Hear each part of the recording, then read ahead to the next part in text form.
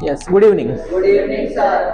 Chapter number 4, Microeconomics, Theory of Firm under Perfect Competition. तो उसमें हमने कल जो पढ़ा था, सबसे पहले मार्केट का मीनिंग। मार्केट एक प्लेस है, एक कंडीशन है, एक सिचुएशन है जहाँ पर बायर्स एंड सेलर्स एक दूसरे से मिलते हैं और अपने गुड्स और सर्विसेज को एक्सचेंज करते हैं कुछ मॉनेटरी वैल्यूज के लिए, तो उसे हम मार्केट बोलते हैं। फिर मार्केट के टाइप्स अपने पढ़े हैं।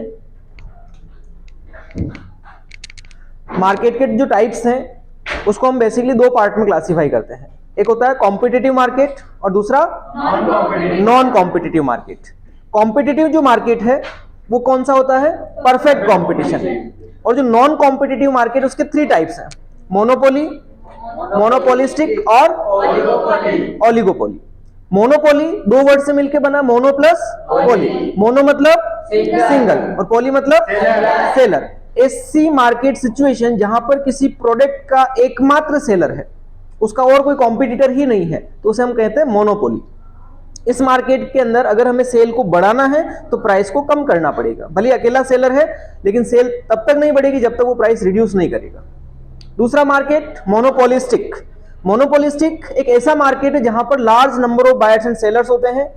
जो सेलर्स होते हैं वो सिमिलर प्रोडक्ट बेचते हैं, लेकिन उन प्रोडक्ट में प्रोडक्ट डिफरेंशिएशन होता है। प्रोडक्ट डिफरेंशिएशन मतलब सबका product brand, quality, colour, packing इनके हिसाब से अलग अलग होता है, लेकिन प्रोडक्ट होता एक जैसा है। इस मार्केट के अंदर प्राइस का कोई कंपटीशन नहीं है, लेकिन सबसे ज्यादा कंपटीशन इसी मार्केट में है, इसलिए इसको कट थ्रोट कंपटीशन बोला जाता है। इस मार्केट के अंदर एडवर्टाइजमेंट बहुत ज्यादा करना पड़ता है, तभी अपना प्रोडक्ट बेस्ट दिख के मार्केट में सेल होता है। और तीसरा मार्केट है ओलिगोपोली। ओलिगोपोली का मतलब होता है, ओलिगो मतलब फ्यू, पोली मतलब सेलर्स। एक ऐसा मार्केट जहां पर कुछ सेलर्स होते हैं और वो जो कुछ सेलर्स होंगे बहुत बड़े लेवल के होंगे, है ना। लार्ज बिग फर्म्स इसमें एग्जिस्ट करती हैं और ये पूरे मार्केट को कैप्चर करके रखती है। जैसे इसके एग्जांपल्स में अपन ने लिखा था सॉफ्ट ड्रिंक्स और टेलीकॉम प्रोवाइडर्स, ये गिनी चुनी कंपनियां हैं जो पूरे मार्केट को कैप्चर करके रखती है। मोनोपोली का एग्जांपल हमने पढ़ा था रेलवे इंडिया के अंदर, और मोनोपोलिस्टिक के अंदर कॉस्मेटिक आइटम्स, शूज, ये जो भी अलग अलग आइटम्स आते हैं ये सारे इसमें आएंगे।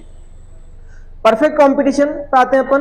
परफेक्ट कंपटीशन का मीनिंग हमने पढ़ा था, एक ऐसा मार्केट जहां पर large number of buyers and sellers available होते हैं और जो सेलर्स है वो होमोजीनियस प्रोडक्ट सेल करते हैं। इसके साथ साथ इस मार्केट में प्राइस जो होती है वो कांस्टेंट होती है। कांस्टेंट क्यों होती है? क्योंकि इसमें प्राइस को डिटरमाइन कौन करती है? इंडस्ट्रीज। प्राइस कौन डिटरमाइन करेगी? इंडस्ट्री डिटरमाइन करती है और फर्म उसको एक्सेप्ट करती है। इसलिए इंडस्ट्री बहुत बड़ी है और फर्म उसका एक छोटा सा भाग है, इसलिए इंडस्ट्री ने जो प्राइस एक्सेप्ट डिसाइड करी है वो फर्म को एक्सेप्ट करनी होगी, इसलिए इस मार्केट में प्राइस कांस्टेंट है। दूसरा कारण सिमिलर होमोजीनियस प्रोडक्ट है, क्वालिटी, रंग, कलर वगैरह सब एक जैसा होता है, इस वजह से प्राइस इसमें कॉमन होती है मार्केट के अंदर। फिर इसके फीचर्स में हमने देखे थे, large number of buyers and sellers होते हैं, प्राइस कांस्टेंट होती है और जो सेलर्स होते हैं होमोजीनियस सिमिलर प्रोडक्ट बेचते हैं मार्केट के अंदर। इसके अलावा परफेक्ट नॉलेज होता है बायर्स और सेलर्स को मार्केट कंडीशंस का। इसके अलावा industry is price maker and firm is price taker. इसके अलावा इस मार्केट में एडवर्टाइजमेंट की कॉस्ट नहीं होती, क्योंकि सभी को परफेक्ट नॉलेज होता है तो एडवर्टाइजमेंट अलग से करने की नीड नहीं होती है। और इसका जो डिमांड कर्व होता है वो परफेक्टली इलास्टिक होता है, क्योंकि प्राइस कांस्टेंट है, और जहां पर प्राइस कांस्टेंट होती है पैरेलल टू एक्स एक्सिस का डिमांड कर्व बनता है, ठीक है ना। और कितने 7 पॉइंट लिखे होंगे अपन ने, एक पॉइंट और ऐड कर लीजिए उसमें, free entry and exit allowed in the market. 8 point आप नोट कर लीजिए, free entry and exit allowed in the market.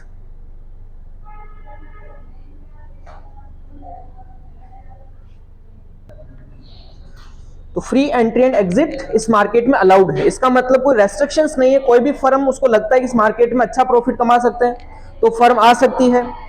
Firm का मतलब कोई कपड़े की, जैसे भिलवाड़ा है, टेक्सटाइल इंडस्ट्री है, तो कोई भी एक नया बिजनेसमैन अपनी फैक्ट्री लगा सकता है, कोई रोक टोक नहीं है, कोई मना नहीं करेगा, है ना। गवर्नमेंट से अप्रूवल, लाइसेंस लेना वो एक कॉमन प्रोसीजर फॉलो करना ही पड़ता है, लेकिन इस इंडस्ट्री की तरफ से कोई रेस्ट्रिक्शंस नहीं होते हैं, है ना। फ्री एंट्री एग्जिट है, उसको लग रहा है कि हमें प्रॉफिट नहीं हो रहा, अपनी फर्म को बंद करके भी जा सकता है, रोक टोक नहीं है इसके अंदर, है ना। लेकिन जो मोनोपोली मार्केट होता है ना, उसमें रेस्ट्रिक्शंस होते हैं। ओलिगोपोली होता है उसमें रेस्ट्रिक्शंस होते हैं, क्योंकि जो मोनोपोली जिसके पास है ना, उसके पास लाइसेंस से वो मोनोपोली है, तो उस लाइसेंस जिस पर्सन के पास उसके अलावा दूसरे को अलाउड नहीं किया जाता, गवर्नमेंट रेस्ट्रिक्ट करती है उस चीज को। जैसे रेलवे है, तो रेलवे के अलावा भारत में दूसरा कंपटीशन क्यों नहीं आया? क्योंकि गवर्नमेंट ने किसी को अलाउड ही नहीं किया है, रेस्ट्रिक्शन है इस मार्केट के अंदर।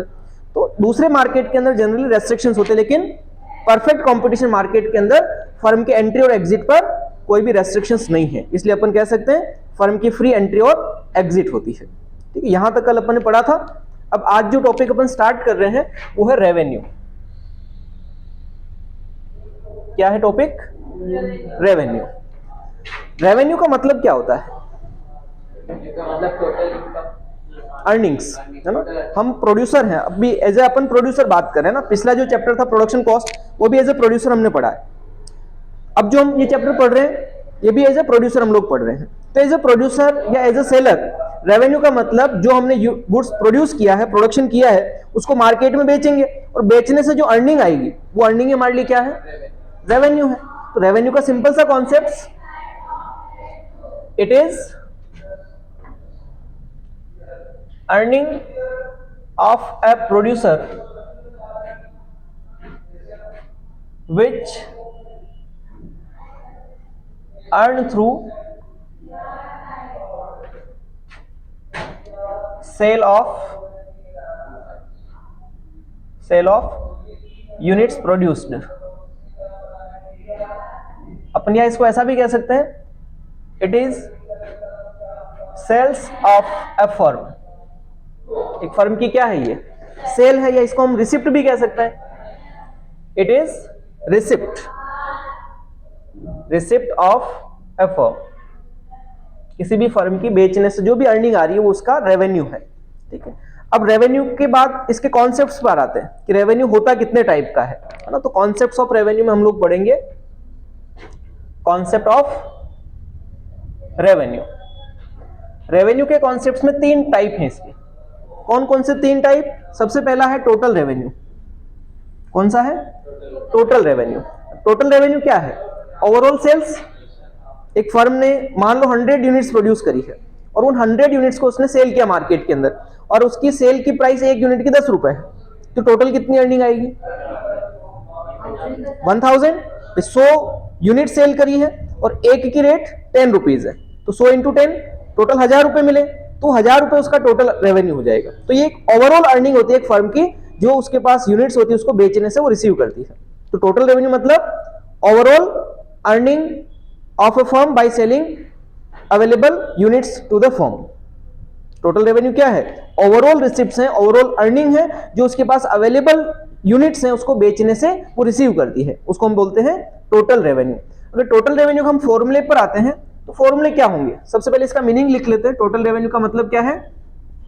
It is overall receipt from sale of all the given units.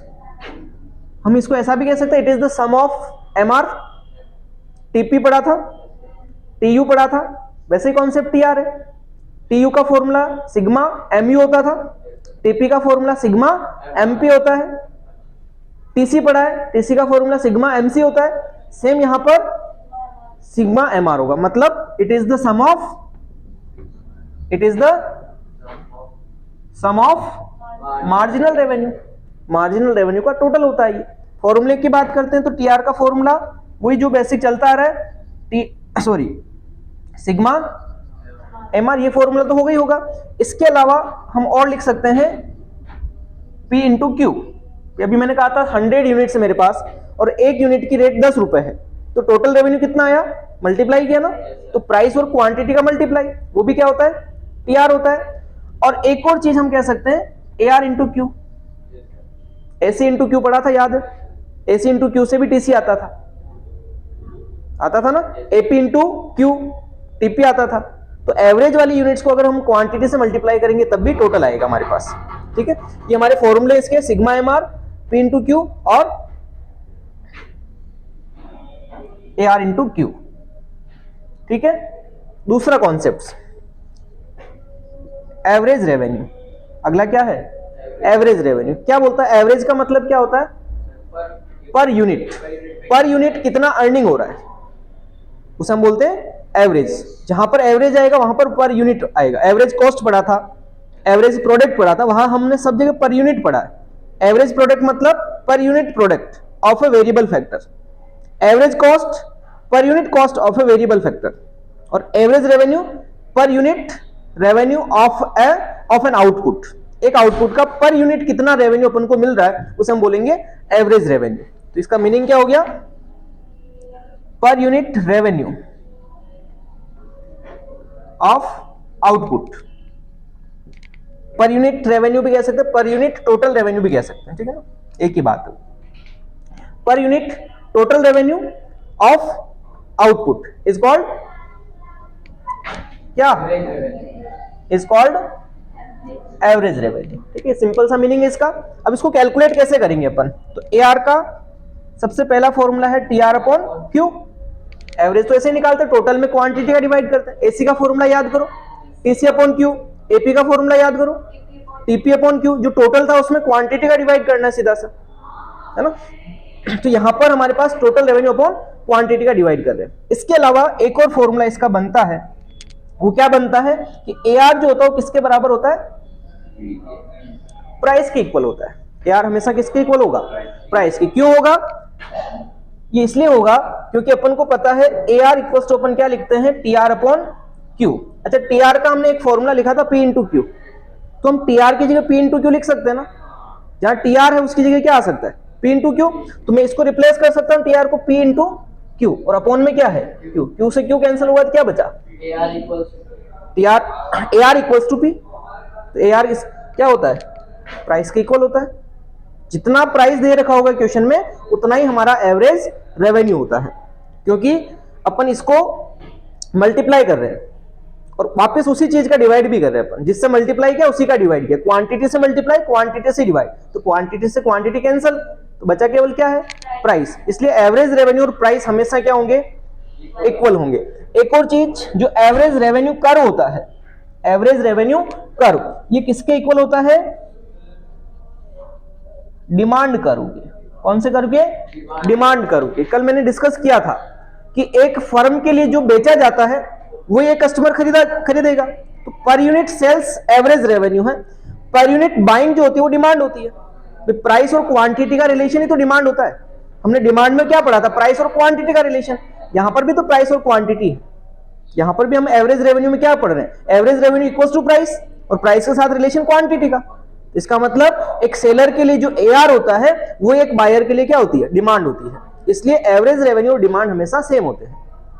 इसलिए अपन कह सकते हैं जो एवरेज रेवेन्यू कर्व बनेगा वो कौन सा कर्व बनेगा, डिमांड कर्व होता है। ऐसा एमसीक्यूज में भी पूछा जाता है कौन सा कर्व एआर कर्व के इक्वल होता है, तो डिमांड कर्व एआर के इक्वल होता है, ये ध्यान रखना। ठीक है, चलिए तीसरा कॉन्सेप्ट पढ़ते हैं अपन, जिसका नेम है एमआर, यानी मार्जिनल रेवेन्यू। क्या होता है मार्जिनल, मतलब एडिशनल। जब हम किसी एक एडिशनल यूनिट को बेचेंगे और उस एडिशनल यूनिट को बेचने से जो हमें अर्निंग मिलेगी वही हमारे लिए क्या है, एडिशनल रेवेन्यू है, मार्जिनल रेवेन्यू। तो इसको अपन ऐसा लिख सकते हैं,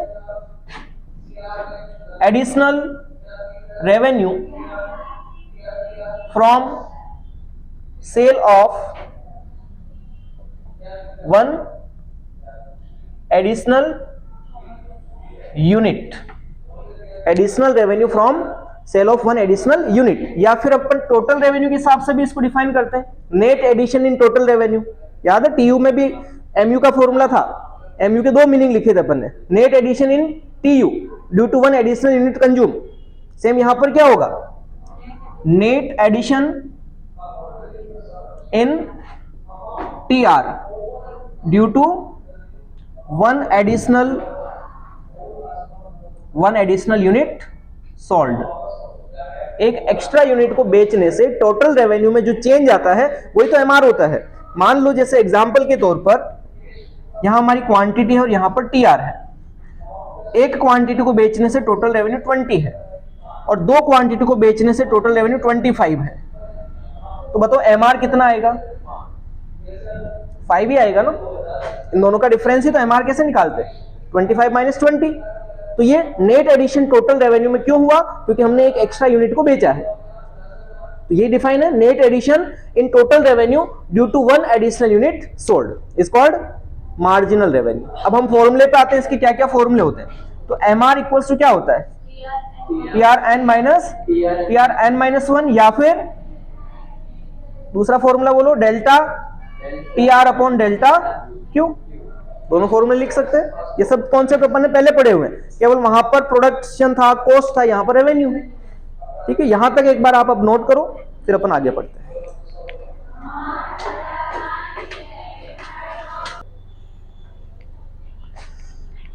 अब जो नेक्स्ट टॉपिक है रेवेन्यू कर्व, अलग अलग जो मार्केट, हमने दो मार्केट मेनली पढ़े हैं, कॉम्पिटिटिव और नॉन कॉम्पिटिटिव। दोनों मार्केट के अंदर क्या प्राइस अलग अलग होती है। ये परफेक्ट में प्राइस कांस्टेंट होती है, और जो नॉन कॉम्पिटिटिव मार्केट है उसमें प्राइस जनरली डिक्रीजिंग होती है। दो मार्केट, मोनोपोली और मोनोपोलिस्टिक। ओलिगोपोली में अपन ने पढ़ा था इसमें प्राइस डिटरमाइन नहीं होती है, लेकिन जो मोनोपोली और मोनोपोलिस्टिक है उन दोनों मार्केट में प्राइस जनरली क्या होती है, डिक्रीजिंग होती है। तो उस बेसिस पर दोनों के डायग्राम अलग अलग बनेंगे। तो अपन दोनों मार्केट के अंदर रेवेन्यू कर्व किस तरह के बनते हैं वो पढ़ रहे हैं। टॉपिक है अपना revenue curve in different forms of market.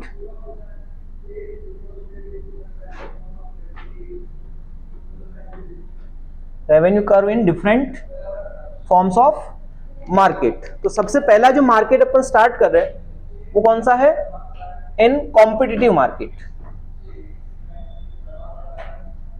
In competitive market, competitive में कौन सा मार्केट है, परफेक्ट कंपटीशन। तो सीधा अपन ऐसा लिख सकते हैं, परफेक्ट कंपटीशन।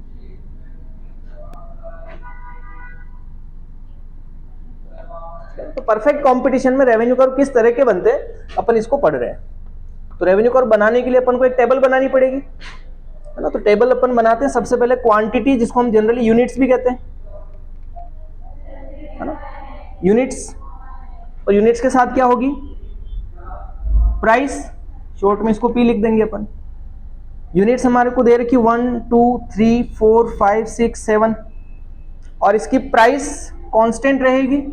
मान लो प्राइस 10 है तो सभी जगह कितनी रहेगी, 10। चाहे हम 1 यूनिट बेचें तब भी 10 रुपए में बेचेंगे, और 7 यूनिट बेचेंगे तब भी 10 रुपए में बेचेंगे। इसका मतलब ये नहीं कि 7 यूनिट की मिला के 10 रुपए है, ये 1 यूनिट की रेट है। प्राइस क्या है, 1 यूनिट की रेट है, 1 यूनिट 10 रुपए का है। चाहे आप 1 यूनिट खरीदो चाहे 100 यूनिट खरीदो, रेट एक ही लगेगी, इसमें कोई ऊपर नीचे नहीं होती है। अब इसके बेसिस पर हम क्या निकालेंगे, टोटल रेवेन्यू। क्या फॉर्मूला लगेगा टोटल रेवेन्यू का, यहां पर P इंटू Q, क्योंकि अपन को प्राइस और क्वांटिटी दे रखी है। तो बताओ कितना कितना आएगा, 10 20 30 40 60 और 70। समझ में आ गया टोटल रेवेन्यू। अब क्या निकालेंगे, एवरेज रेवेन्यू। क्या फॉर्मूला होता है, अच्छा एक चीज आप बताओगे, AR किसके इक्वल होता है, P के। तो जो प्राइस है वही AR आएगा। क्यों आएगा, देखो यहां पर ट्राई करके देख लो, 10/1 10, 20/2 10, 30/3 10। तो प्राइस के इक्वली आ रहा है ना, इसलिए हमेशा बराबर ही होगा। तो सब जगह क्या लिखेंगे, 10 10। तो AR भी 10 हो जाएगा। जो प्राइस है वही हमेशा AR होता है। अब क्या निकालना है, MR। क्या फॉर्मूला होता है, इसका formula delta TR upon delta Q, या फिर TRN माइनस TRN-1। तो अपन माइनस करके निकाल ले। फर्स्ट इसको मैं जनरली खाली छोड़ते हैं, आप चाहे तो 10 भी लिख सकते हो यहाँ पर, है ना, सेम लिख सकते हो।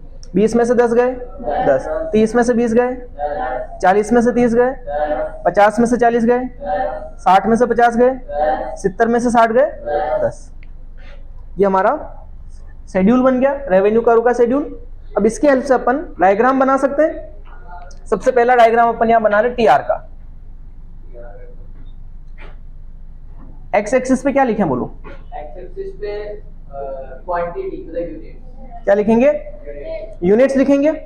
एक्स एक्सिस पे लिख रहे हैं अपन यूनिट्स। कितनी यूनिट्स हैं, 7 तक। तो 1 से लेकर के 7 तक अपन लिखेंगे। 1 2 3 4 5 6 और 7।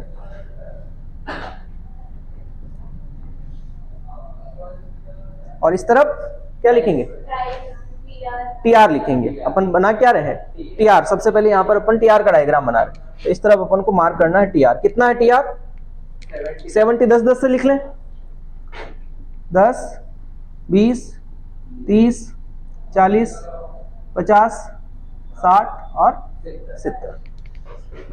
1 यूनिट पर टीआर कितना है?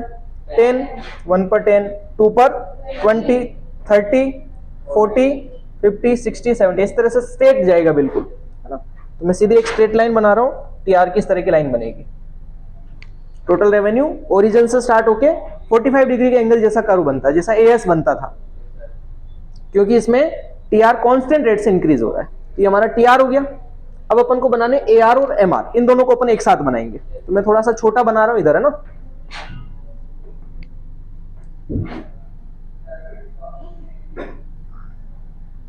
इसमें भी एक्स एक्सिस पे क्या लिखेंगे?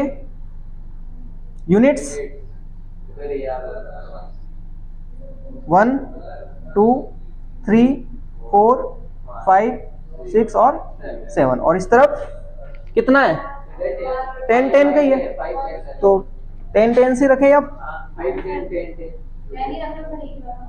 10 नहीं रख लें, तो 10, 20, 30, 40, 50 तक ही बहुत है। वैसे 10 ही बनाना अपन को। तो देखो दोनों चीजें कांस्टेंट है, एआर भी 10 है, एमआर भी 10 है, सभी जगह 10 है।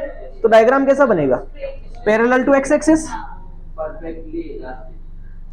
ये एआर और एमआर, है ना, पैरेलल टू एक्स एक्सिस बनता है। और ये हमेशा डिमांड के इक्वल भी होता है, और ये किसके इक्वल होता है? प्राइस के इक्वल होता है। हर एक यूनिट पर, 1 यूनिट पर भी 10, 2 पर भी 10, 3 पर भी 10, तो सब जगह कांस्टेंट बन जाएगा। तो इस तरह से हमारी इसमें रेवेन्यू कर्व की shape AR MR parallel to X axis बनते हैं, और टीआर कांस्टेंट रेट से इंक्रीज होता है, इस वजह से स्ट्रेट अपवर्ड लाइन बनती है, लेफ्ट टू राइट। एक साथ इसलिए शो नहीं करेंगे अपन कि इसकी स्केलिंग थोड़ी बड़ी है और उसकी स्केलिंग छोटी है। कर सकते हैं, बाकी कोई दिक्कत नहीं है, लेकिन अपन को अलग अलग ही बनाने हैं। अब नोट कर लो इसको।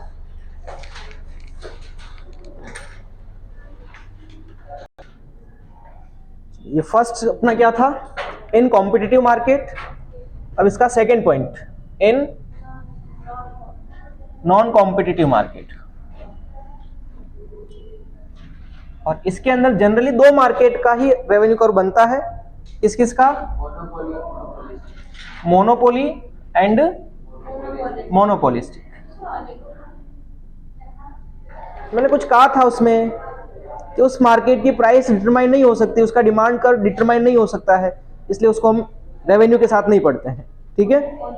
ओलिगोपोली, वो एक सेपरेट कॉन्सेप्ट है, उसका डायग्राम भी सेपरेट अलग बनता है, जो अपने सिलेबस में ही नहीं है। नॉन कॉम्पिटिटिव मार्केट है तो प्राइसेस क्या होगी? इंक्रीज, डिक्रीज या कांस्टेंट? डिक्रीज होती है ना। तो प्राइस को अपन डिक्रीज करेंगे, बाकी सब चीजें वैसे ही कैलकुलेट करनी है आपको। मैं केवल आपको इस बार क्वांटिटी और प्राइस दे रहा हूं, बाकी सब कुछ आपको ही करना है। डायग्राम भी आप खुद बनाएंगे। सबसे पहले यूनिट्स, फिर प्राइस।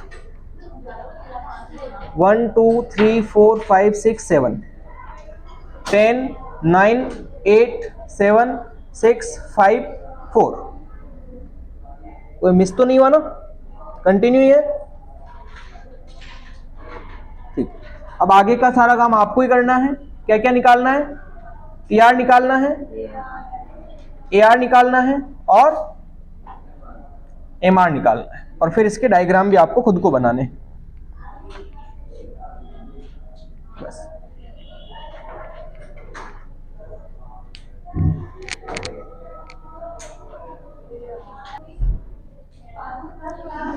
देखो प्राइस और यूनिट्स अपन को गिवन है, टीआर निकालना है, मल्टीप्लाई करेंगे P into Q.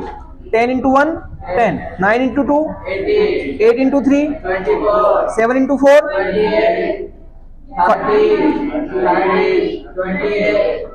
AR always equal to P, so अपन P को कॉपी कर दे। 10 9 8 7 6 5 4।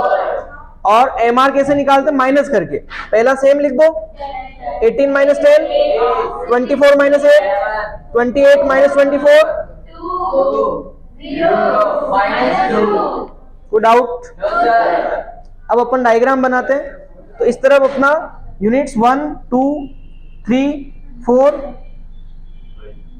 5 6 7। इधर मैं स्केलिंग ले रहा हूं, देखो टीआर मैक्सिमम 30 है, तो अपन चाहे तो 3 3 4 4 तक का डिफरेंस ले सकते हैं। अपन जितना ज्यादा लंबा बड़ा गैप लेंगे ना, डायग्राम उतना सही नहीं दिखेगा। क्योंकि फिर स्केलिंग पॉइंट बहुत छोटी छोटी करनी पड़ेगी और उससे डायग्राम प्रॉपर नहीं बनता है। तो मैं यहाँ पर 4 4 का डिफरेंस ले रहा हूँ, ठीक है। 4 8 12 16 20 24 28 और 32। सेम इधर जो ऊपर मार्किंग है एक्स एक्सिस पे सेम इसके पैरेलली मार्क करना, 1 इसकी सीध में, इधर भी 1 इसकी सीध में होना चाहिए। 2 यहां पर, फिर 3 4 5 6 और 7 और माइनस में भी वैल्यू होगी इसकी एक्स की, ठीक है, वाई एक्सिस पे। इसमें अपने को मैक्सिमम वैल्यू ए आर और एम आर 10 ही है, तो 2 2 की स्केलिंग से अपन 10 तक बना लेंगे। 2 4 6 8 10, ठीक है। अब अपन सबसे पहले टी आर का डायग्राम बना रहे हैं। 1 पर 10, 1 पर 10 कहां आएगा, ठीक है। ऐसे 2 पर 18, 18 कहां आएगा, 16 और 20 के 3 पर 24 3 पर 24, 4 पर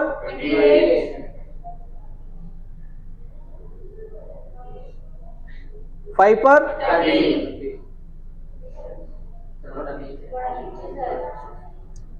6 पर और फिर 7 पर 28। तो ये 0 से मिलाना इसको स्टार्ट करेंगे। इस तरह का डायग्राम है ये टी आर, ठीक है। फिर अब बनाएंगे अपन ए आर। 1 पर 10, इधर 1 पर 10, 2 पर 9, तो 9 कहां आएगा, 8 और 10 ये थोड़ा सा ऊपर बना देते हैं। 2 पर 9, 3 पर 4 पर 5 पर 7 पर 6 पर 5 और 7 पर 4। ए आर डायग्राम इस तरह का एक स्ट्रेट लाइन ही बनेगी ए आर। फिर एम आर अगेन 1 पर 10, 1 पर 10 यहीं पर होगा, 2 पर 8 इसके नीचे है ना, फिर 3 पर, थोड़ा सा मार्किंग मेरी ऊपर नीचे हो रही है, 3 पर 6, 4 पर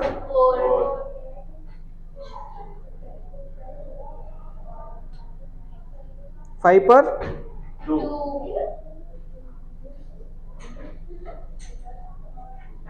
6 पर और 7 पर -2 इधर नीचे।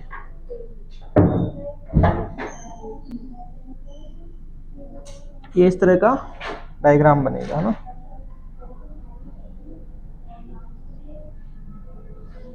ये डायग्राम क्या है, एम आर है। अब इसको मैंने पैरेलल क्यों बनवाया, क्योंकि इसमें रिलेशन अपन को बताना टी आर और एम आर के साथ, कि जहां पर एम आर की वैल्यू 0 होती है ना, वहां पर टी आर मैक्सिमम होता है। तो इन दोनों पॉइंट्स को आपको इस तरह से 6 यूनिट पर ज्वाइन करोगे, इसलिए अपन ने इसको साथ में बनाया है। जहां पर एम आर 0 होगा वहां पर टी आर मैक्सिमम होता है। रिलेशनशिप आते हैं एग्जाम में, in non competitive market when M R is 0 then T R is maximum. जब एम आर डिक्रीज होता है तो टी आर इंक्रीज होता है, जब एम आर 0 होता है तो टी आर मैक्सिमम होता है, जब एम आर नेगेटिव होता है तो टी आर डिक्रीज होना स्टार्ट हो जाता है। सेम रिलेशन किसमें पढ़े, याद है, टीपी और एमपी और टी और एमयू, है ना, वो सेम रिलेशन यहां पर भी है, इसलिए अपन ने पैरेलल बनाए हैं। कोई डाउट है यहां तक, सबका कंप्लीट है। इस तरफ अपन टी आर मार्क करेंगे, Y axis origin, X axis और यहां पर यूनिट्स। इस तरफ अपन लिखेंगे ए आर और एम आर, इधर ओरिजिन, इधर नेगेटिव वाई एक्सिस, इधर वाई एक्सिस, इधर एक्स एक्सिस और यहां पर यूनिट्स। और भी रिलेशनशिप होते हैं, अपन कल की क्लास में उसको डिस्कस करेंगे। ओके।